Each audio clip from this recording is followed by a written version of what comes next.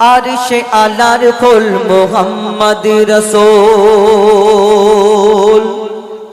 আরশে আলার ফুল মুহাম্মদ রাসূল। আসলো যেদিন হতে দুনিয়াতে, সেদিন হতে এই সারা দুনিয়া ভরে গেল দেখো রহমতে। আরশে আলার ফুল মুহাম্মদ রাসূল।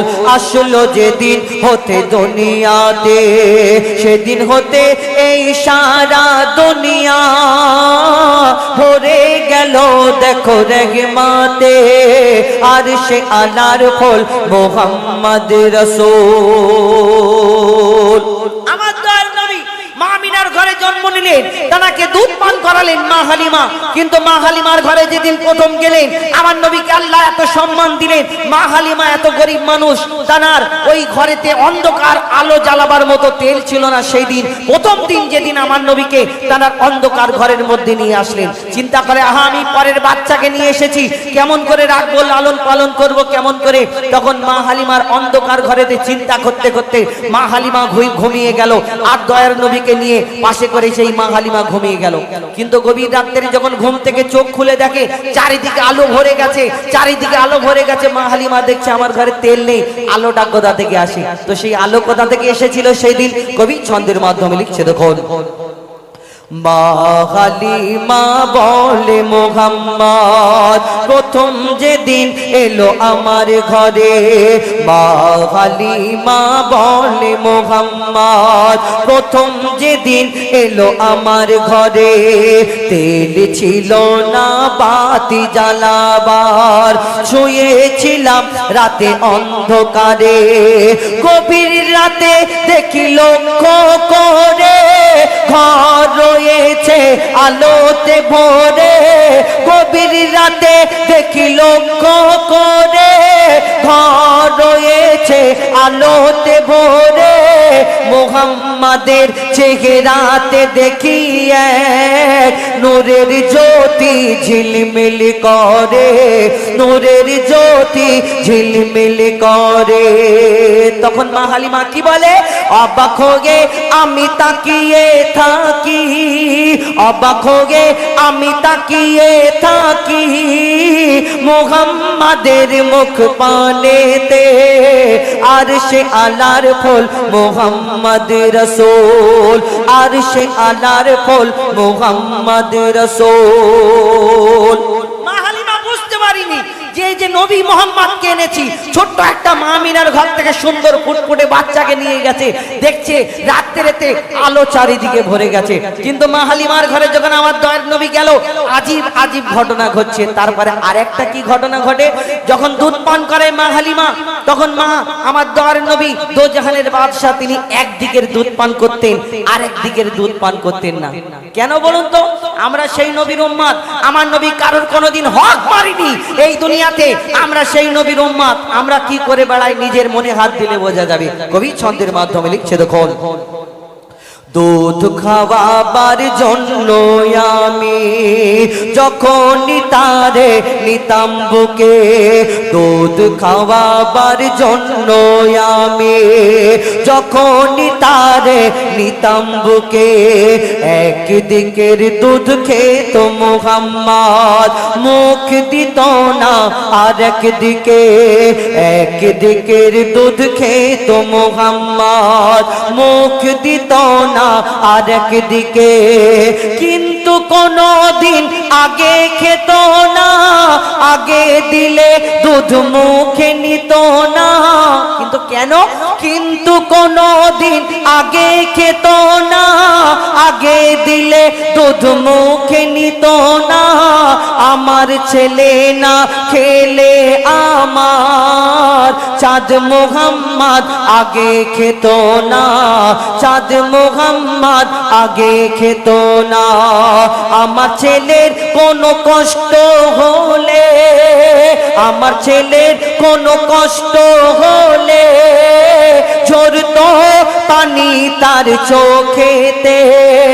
আরশে আলার ফুল মুহাম্মদ রাসূল, আরশে আলার ফুল মুহাম্মদ রাসূল। তারপর দেখুন এই যে আজিব আজিব ঘটনার মধ্যে আর একটা ঘটনা, মা হালিমা একদিন বসে বসে দেখছে মা হালিমার ঘরে অনেক ছাগল ছিল, আর সেই ছাগলগুলো আমার দয়ার নবী অনেক সময় জঙ্গলে নিয়ে যেতেন, আর সেই ছাগলের মধ্যে দেখছে মা হালিমা দেখে দেখে দেখে দেখে দেখছে একটা ছাগল খুঁজে পাওয়া যায় না। একটা ছাগল কোথায় গেল গো, একটা ছাগল কোথায় গেল? মা হালিমা লক্ষ্য করে দেখছে ছাগল দেখা যাচ্ছে না একটা। তখন আমার ছোট্ট শিশু মোহাম্মদ সাল্লাল্লাহু আলাইহি সাল্লাম ছোট্টবেলায় নবী, তখন আমার মা হালিমার কাছে এসে বলছে, মা গো, আমি তোমার ছাগলকে কে নিয়ে গেছে, কোথায় নিয়ে গেছে আমি সব জানি, আমি তোমার ছাগলকে আমি ফিরিয়ে আনতে যাচ্ছি, তুমি যদি অনুমতি দাও। কোথায় যাচ্ছে? আমার দয়ার নবী সেই ছাগলকে কোথায় কারা নিয়ে গিয়েছিল কবি ছন্দের মাধ্যমে লিখছে, দেখুন।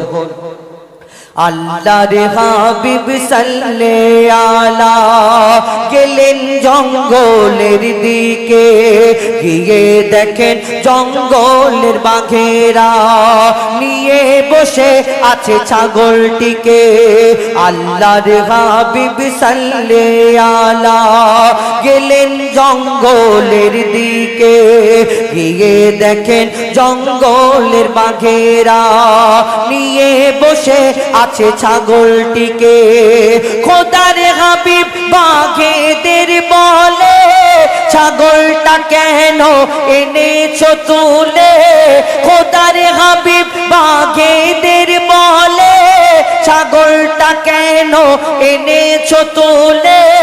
বুঝতে পারিনি তোমরা এমন কাজটা করেছো কোন আকেলে, কাজটা করেছো কোন আকেলে। তখন বাঘেরা কি বলে? বাঘেরা বলে, ইয়া হাবিবাল্লাহ, বাঘেরা বলে, ইয়া হাবিবাল্লাহ, আনিনি ছাগলটিকে মারিতে, আর সে আনার ফুল মুহাম্মদ রাসূল। আমার নবী দেখে ছাগলকে ওই বাঘেরা নিয়ে বসে আছে। আমার নবীজি জিজ্ঞেস করে, বলো তোমরা যদি ছাগলকে মারার জন্য আনোনি, তাহলে তোমাদের উদ্দেশ্য কি, জঙ্গলে কেন এনেছো বলো? কি উত্তর তোমাদের? আমার দয়ার নবী যখন প্রশ্ন করে, আল্লাহ বাঘেদের জবান খুলে দেয়। বাঘেরা বলে, ইয়া রাসূলুল্লাহ, ইয়া হাবিবাল্লাহ, আপনি প্রত্যেক দিন তো জঙ্গলের মধ্যে আসেন, প্রত্যেক দিন এই ছাগলদের নিয়ে আপনি আসেন ছাগল চড়ানোর জন্য। আর শুধু আমরা বাঘ নয়, যত জঙ্গলের পশু পাখিরা, এই জঙ্গলের মধ্যে যারা যারা যত পশু পাখি আছে, ইয়া রাসূলুল্লাহ, আপনার চেহারা মোবারক দিদার করে প্রত্যেকদিন লুকিয়ে লুকিয়ে দেখে আপনাকে। কিন্তু কি হলো, একদিন হয়ে গেল, দুদিন হয়ে গেল, 3 দিন হয়ে গেল, ইয়া রাসূলুল্লাহ আপনি আসছেন না। আমরা বড় চিন্তা করছি, আমরা বড় পেরেশান বেকারার হয়ে আছি আপনাকে দেখার জন্য। তারপর কি হয়, কবি ছন্দের মাধ্যমে শেষ কথাই লিখছে, দেখুন।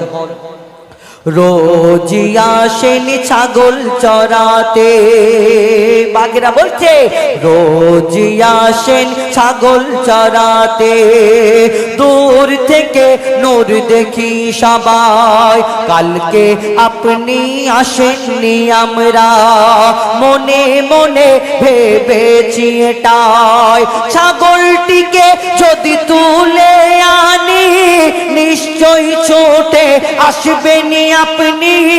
ছাগলটিকে যদি তুলে আনি, নিশ্চয়ই ছোটে আসবেনি আপনি। ইয়া রাসূলুল্লাহ, ইয়া হাবিবাল্লাহ, চুমিব আপনার চরণ দুখানে, চুমিব আপনার চরণ দুখানে। দরুদ পড়ে ওই বনের বাঘেরা, দরুদ পড়ে ওই বনের বাঘেরা, দেয় চুমা নবীজির পায়েতে, আর সে আলার ফুল মুহাম্মদ রাসূল।